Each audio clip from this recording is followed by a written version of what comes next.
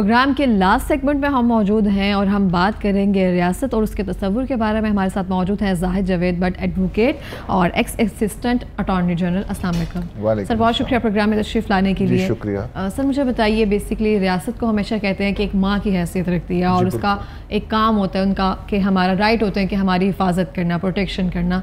तो आप मुझे बताइए कि रियासत की और क्या जिम्मेदारी होती है और उसका तस्वुर बेसिकली क्या होता है? देखिए, रियासत का जो तस्वुर है उसके जो इंग्रेडिएंट्स हैं, जो उसके पार्ट्स हैं, वो रियासत कैसे मुकम्मल होती है जी।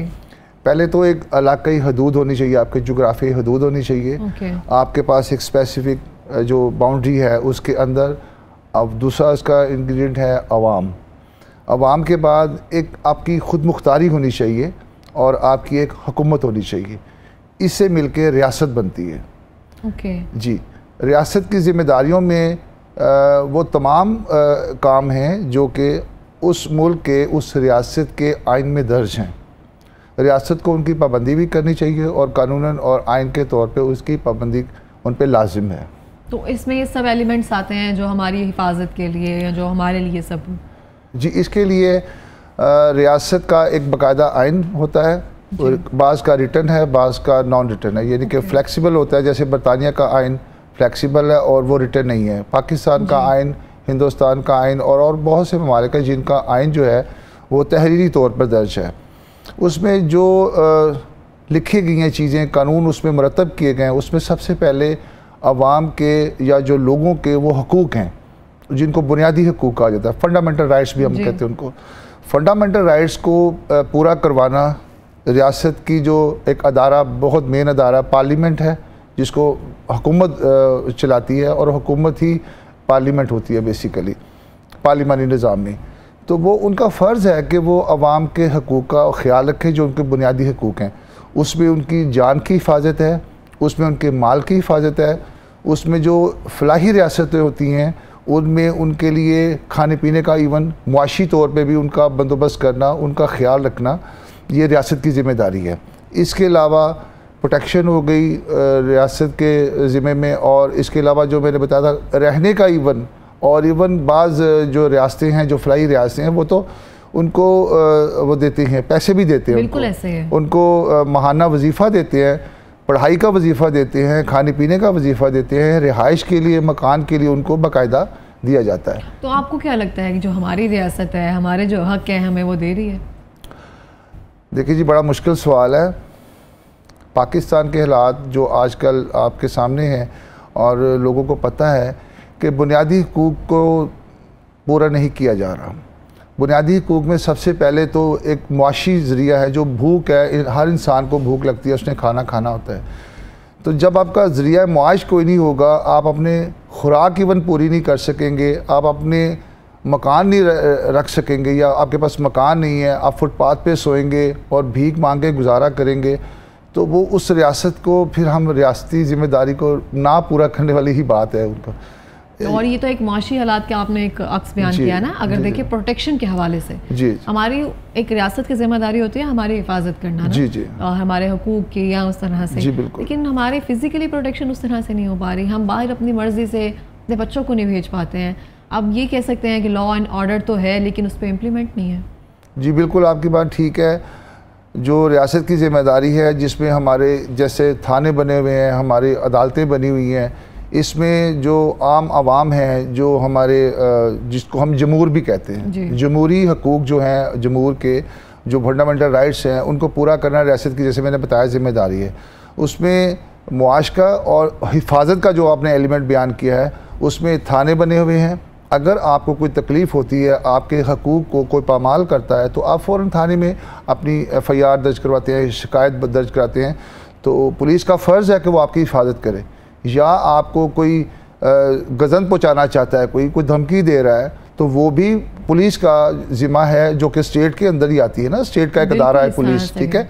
ये उनके ज़िम्मा है कि वो आपकी हिफाजत करें और आपको प्रोटेक्शन फराहम करें। बिल्कुल सर, मुझे आप हुकूमत और रियासत, इन दोनों में एक फ़र्क वाज़ेह करेंगे?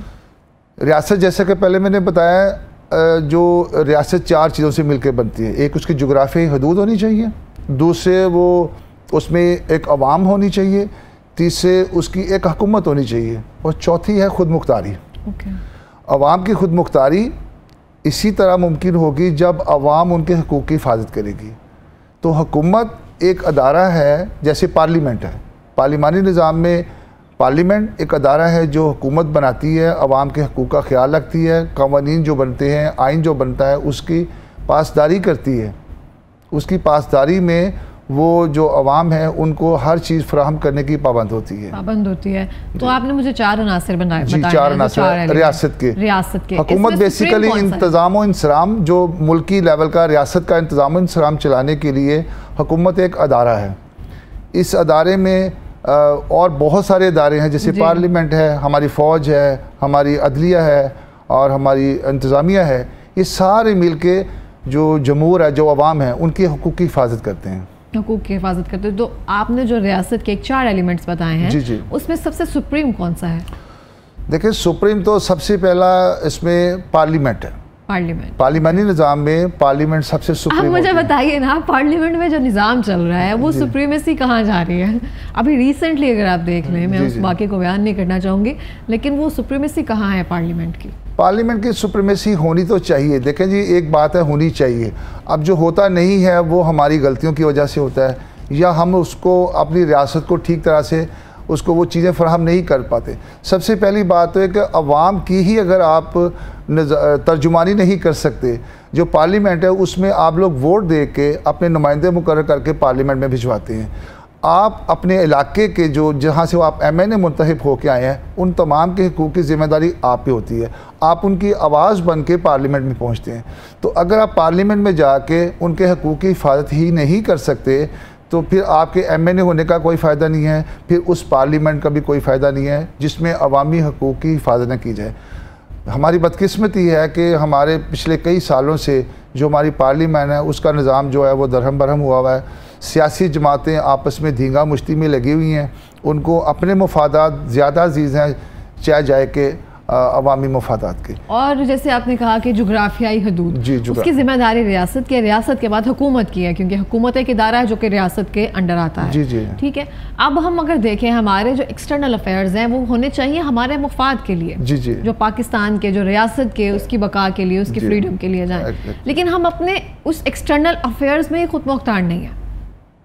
जी, एक्सटर्नल अफेयर से मुराद आप ये ले रही हैं जैसे कि गैर मुल्की जो आपकी हदूद है उनकी हिफाजत करना। जैसे पाकिस्तान में हमारा एक अदारा है फ़ौज, जिसे हम फ़ौज नहीं, एक्सटर्नल अफेयर्स में उस तरह से नहीं कह रही हूँ, हम फॉरेन अफेयर्स कह सकते हैं, खारजा पॉलिसी, फॉरेन अफेयर्स कह सकते हैं। देखिए, खारजा पॉलिसी जो है हमारी जब हुकूमत बनती है उसमें जो इलेक्ट होके आते हैं मेम्बरान, उनमें से फिर वज़रा बनते हैं। वज़रा मुख्तलिफ़ महकमों के वज़रा होते हैं, जिसमें वज़ीर ख़ारजा भी होता है। वज़ीर ख़ारजा का काम होता है कि वो दूसरे मुल्कों में जाता है, दूसरे मुल्कों के जो साथ जो ताल्लुकात हैं हमारे, उनको फ़रोग़ देने के लिए वो काम करता है। हुकूमती पॉलिसी को for the benefits of Pakistan और रियासत, for the benefits of country, for the benefits of Pakistan और फॉर द स्टेट। रियासत की जिम्मेदारी जो उनके बेहतरी के लिए जो होती हैं, वो जाकर दूसरे ममालिक से वो डील्स करते हैं। कोई तजारती मुआहदे होते हैं उनके, कोई मुआशी मामलात होते हैं उनके, और फिर इसके अलावा जो लेबर के मामलात होते हैं, जैसे हमारी यहाँ पे बहुत सारी जो मैन पावर है वो हमारे दूसरे मुल्कों में जाके काम करती है, तो इन सारी चीज़ों को लुक आफ्टर करते हैं for the betterment of the state. रियासत की हो रही है, ये मैं क्या बता सकता हूँ आपको, ये तो एक सियासी सवाल है कि हो रही है या नहीं हो रही। ये हुकूमत लेवल पे हुकूमत को पता होगा कि उनको क्या करना चाहिए। वैसे बज़ाहरन अपरेंटली तो हमें नज़र नहीं आ रहा कि हमारे दूसरे ममालिक के साथ जो ताल्लुकात हैं वो अच्छे जा रहे हैं बुरे जा रहे हैं, मगर अपरेंटली अच्छे नहीं जा रहे। हमारा हमसाया मुल्क जो है, जो हमारे अज़ली दुश्मन है, जो हमें बताया गया कि वो हमारे दुश्मन है, उनके साथ हमारे मामला दुरुस्त नहीं है।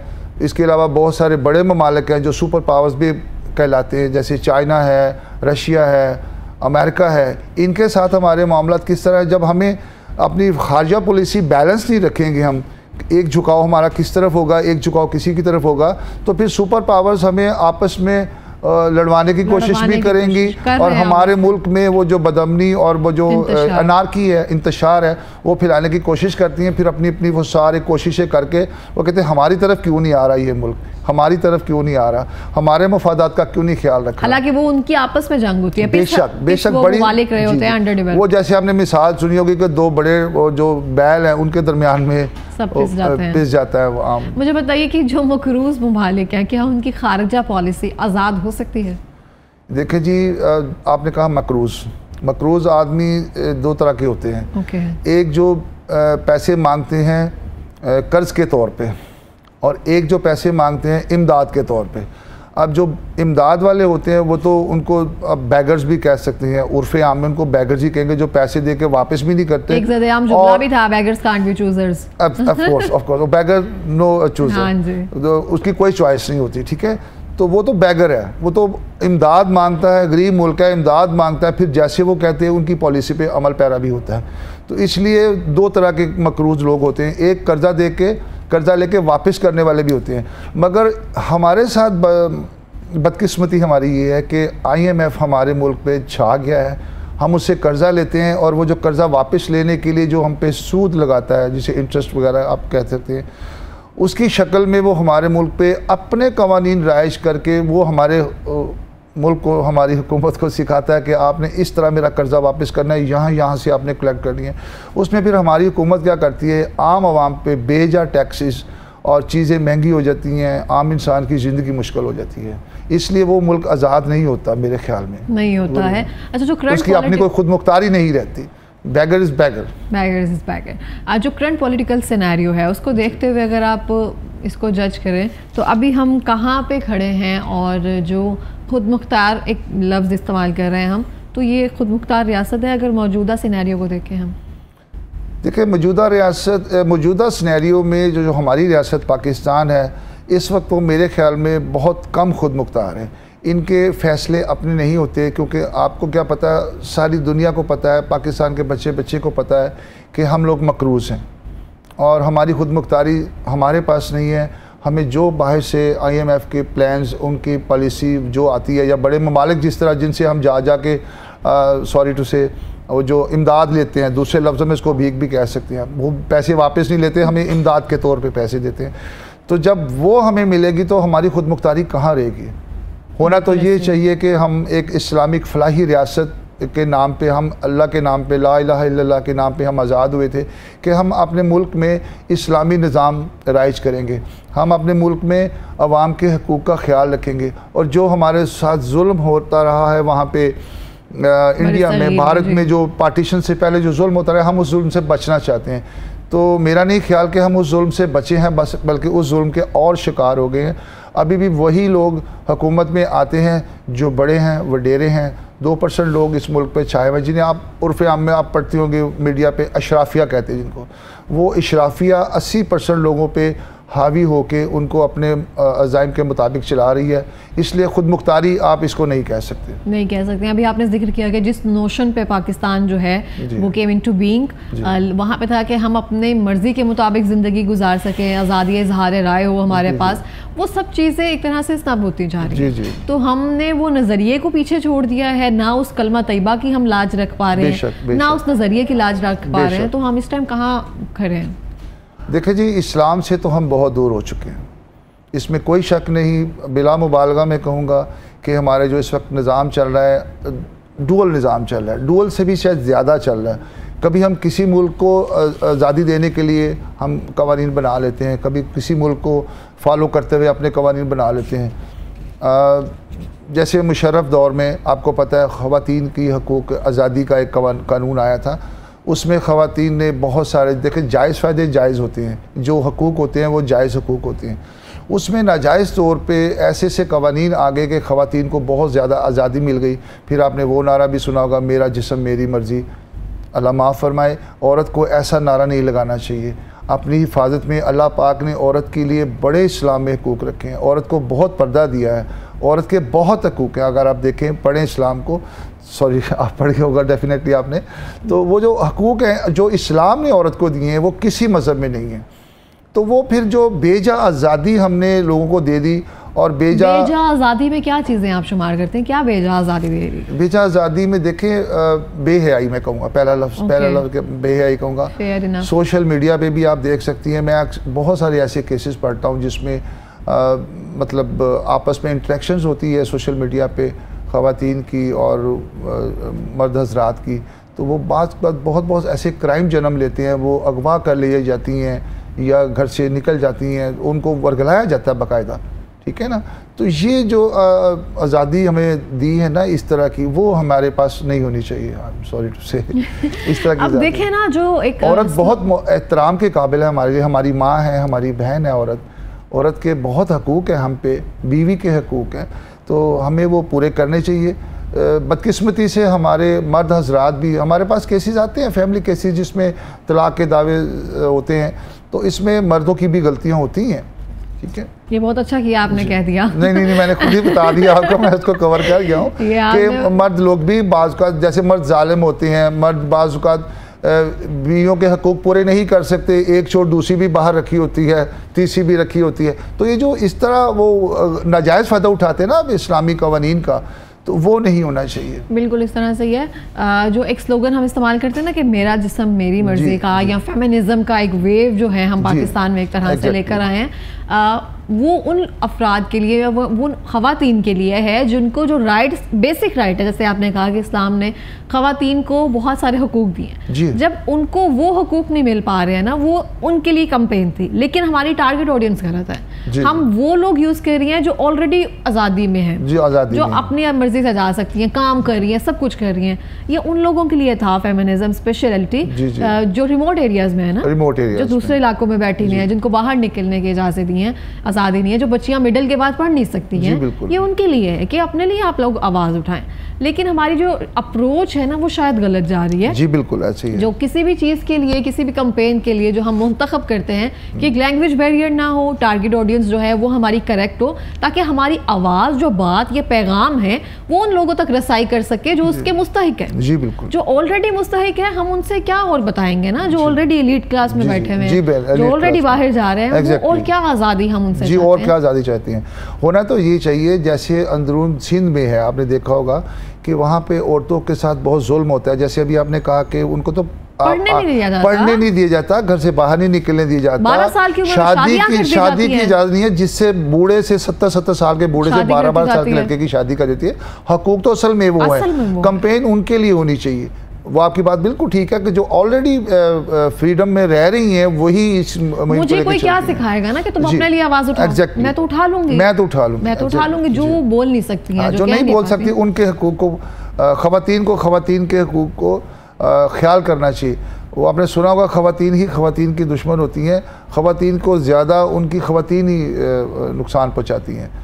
तो मर्द का भी कसूर है इसमें, बारी ज़िम्मा नहीं करूँगा, मर्द भी जुल्म करता है, मगर औरत की दुश्मन है। जैसे सास बहू का झगड़ा है, आपको पता ही होगा कि औरत जो है वो कभी खुद भी बहू होती है, उस पर भी मजालम होते हैं, मगर फिर वो औरत आके अपनी बहू पे फिर जुल्म वैसे ही करती है। लेकिन अगर देखा जाए, हम स्टेट के जिस तरह से बात कर रहे थे, तो उसमें ही ये सब चीजें आती हैं।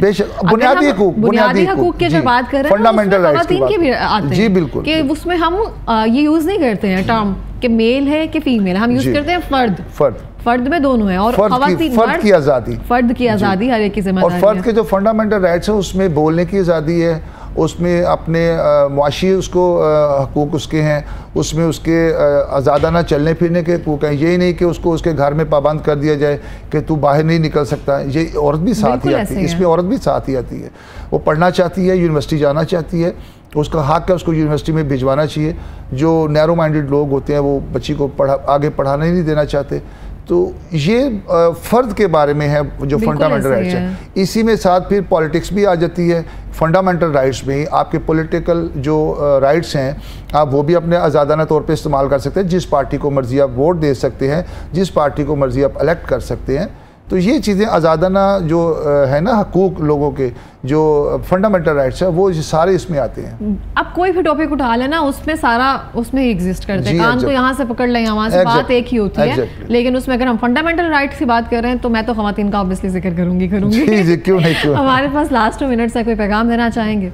ख़वातीन के लिए या नहीं रियासत के लिए, उसके बाद हमारी हुकूमत के लिए कि हम कहाँ पे लेकर रहे हैं और उसके लिए क्या इकदाम उठाने चाहिए? देखिए जी, हमने मुल्क हासिल किया था इस्लाम के नाम पे। हमने नारा लगाया था, हमारा स्लोगन था, हमारा नज़रिया था कि पाकिस्तान का मतलब क्या, ला इलाहा इल्लल्लाह। तो जब हमने उसको नज़रिए को ही छोड़ दिया तो हमें सबसे पहले अपने इस्लामी इक़्तिदार को फॉलो करना चाहिए और मुल्क की सलामती के लिए, रियासत की बेहतरी के लिए जो जो हमसे बन पड़ता है वो हम करें।